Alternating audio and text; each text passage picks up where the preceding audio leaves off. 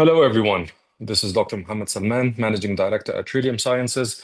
Today, we're going to talk about a new topic, which is what is journal impact factor? So, today we're going to talk about several quick items in this topic, which is what is a journal impact factor? How is impact factor used? How is impact factor measured?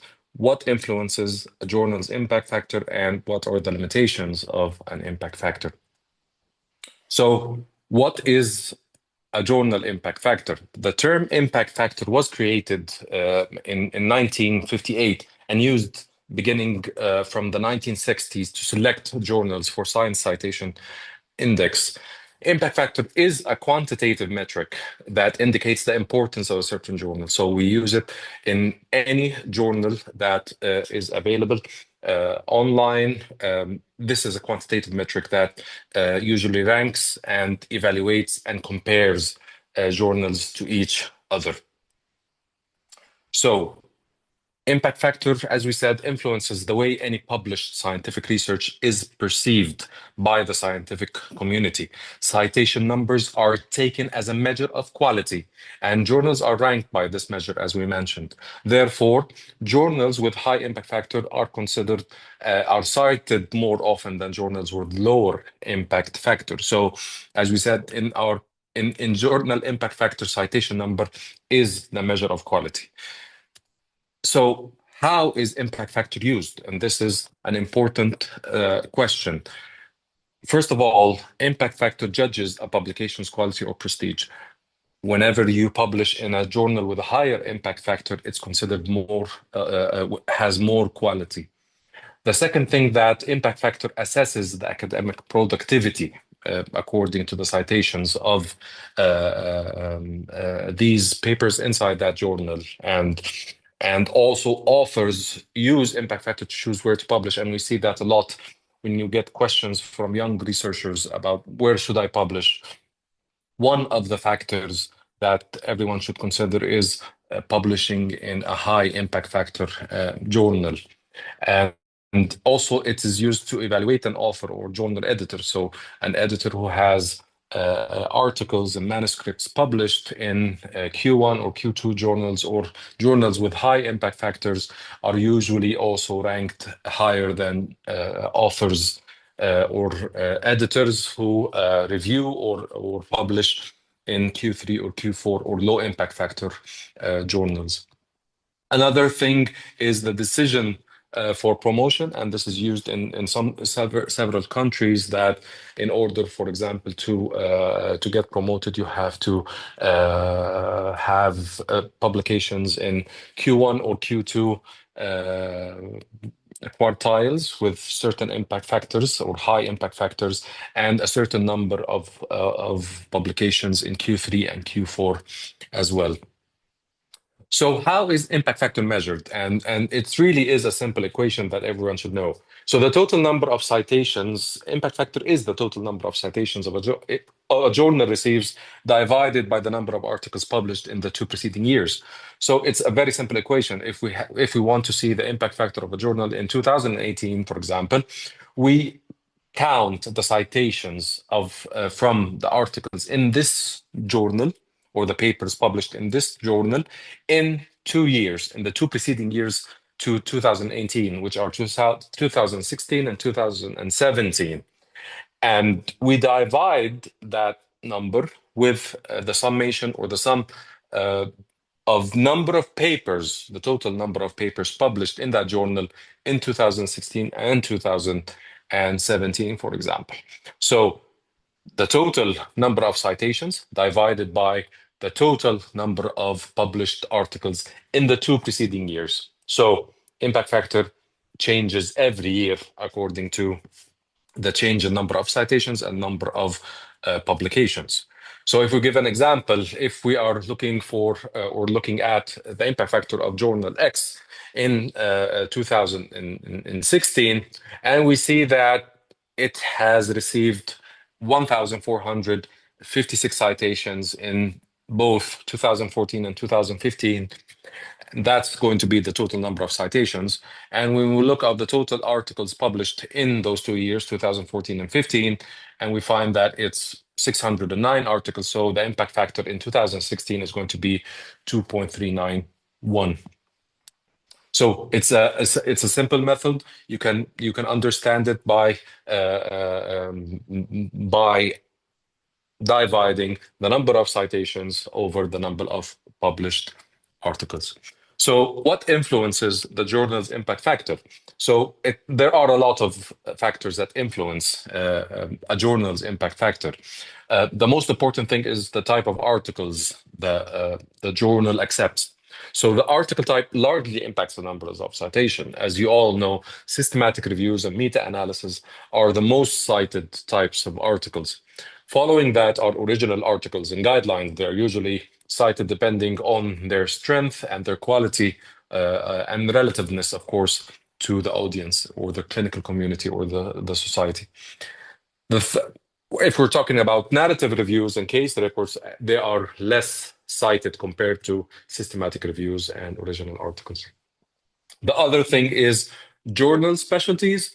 In general, journals with different specialties have differing journal impact factor. And the more niche the journal is, usually it has a lower journal impact factor. So if we're talking about something in a specific rare disease, it will have low citations that will cause a low impact factor. Of course, if we're talking about something like internal medicine, it has a wide range of audience everywhere. So it will have more citations and more or higher impact factor. So being a niche or a specialty that doesn't have many audience, this does not mean that this journal has a low impact factor due to low quality. It's because it simply has a smaller citing community. Therefore, it's important to compare impact factors in the same specialty, not across different specialties. So you will find a journal that is in, for example, rare diseases or a niche specialty. You will find it to have maybe an impact factor of 1+ or 2+, and it's considered a quartile 1 or a Q1 journal. However, a 1+ or a 2+ in oncology, you will find it in a Q3 or a Q4 quartile. So it's important to compare in the same specialty. So the third thing is self-citations. Self-citations impacts, of course, the journal's impact factor. So self-citation do count. It is considered and it's counted when measuring a journal's impact factor. However, excessive self-citation can cause clarivate, which is responsible for journal impact factor calculation. It causes them to suppress the journal's impact factor for 1 year if they find that the journal is putting too much self-citations in their references and their citations. And so the acceptable self-citation of any journal is usually less than 20% of self-cited references. The other thing is bias to rapidly evolving fields. Again, due to the 2-year narrow window used to measure a journal impact factor, evolving and trending specialties and fields like oncology, for example, have higher GIF because they have new data and new clinical research every day. Therefore, it's better to compare journals inside the same field and do not compare, for example, the GIF of oncology, which is highly evolving, to nephrology journals, which has less data frequency or new data frequency compared to oncology.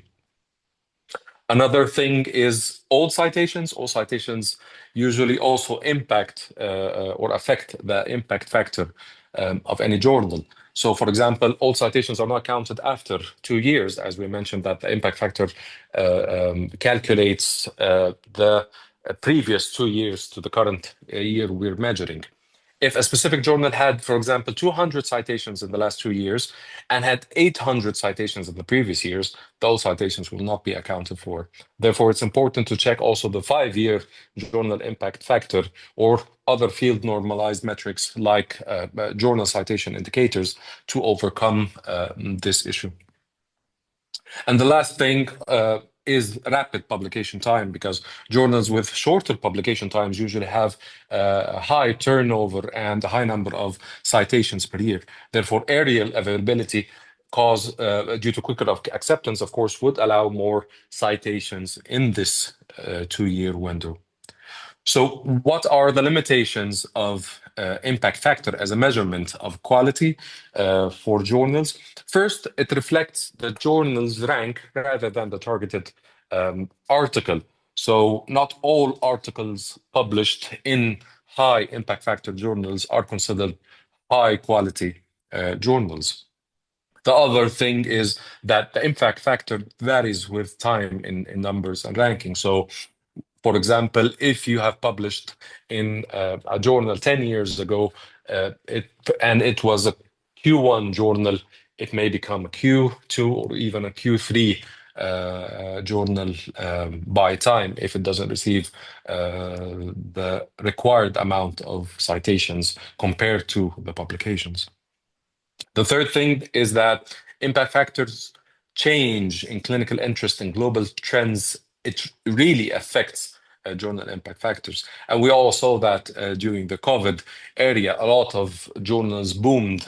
Journals who had fields of infectious diseases had higher citations and higher impact factors in the 2 years during COVID-19, the COVID-19 pandemic. And also, impact factor can be manipulated by authors or editors.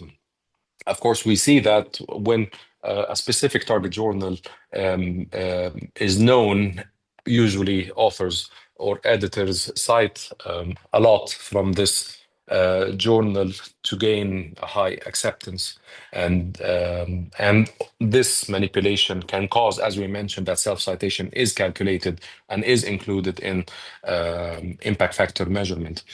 So it's very important to consider the ethics and cite the journal whenever it's necessary. And the last thing is that journal availability and open access, of course, affects the ranking. Whenever the data is available to the audience, it is cited more. However, when open access is not applied and it has to be paid, or the article has to be paid to be read, this also impacts the visibility and availability, and impacts the citation and the journal impact factor. So this was a quick review on impact factor. What is it and how we can use it and how it's measured, and of course its limitation and the factors that impacted it. Thank you so much for listening. If you have any questions, share them in the comment section or email me at muhammad.salman.md@gmail.com. And thank you so much.